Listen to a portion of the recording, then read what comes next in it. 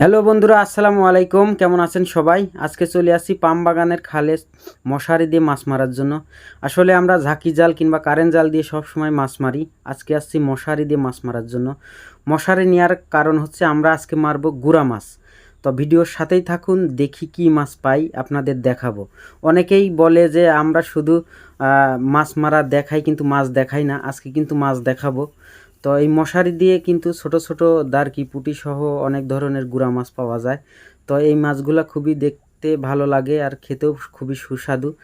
আর এই মাছগুলা কিন্তু আমরা টাকা থাকলেও কিনে খেতে পারি না, কারণ এই মাছগুলা মালয়েশিয়াতে আমরা কই গুড়া মাছ তেমন পাই না। তো আজকে শখ করে আসছি গুড়া মাছ মারার জন্য। দেখি কি মাছ ওঠে। এই যে একটা টান দেওয়া হয়েছে, মনে হচ্ছে অনেকগুলো মাছ পাইছে। এই দেখুন অনেকগুলো মাছ উঠছে। তো এই সব কিন্তু দারকি পুঁটি সহ এই ছোট ছোট মাছগুলা। তো এইসব মাছগুলা খেতে কিন্তু খুবই সুস্বাদু। সবাইকে অসংখ্য ধন্যবাদ ভিডিওর সাথে থাকার জন্য।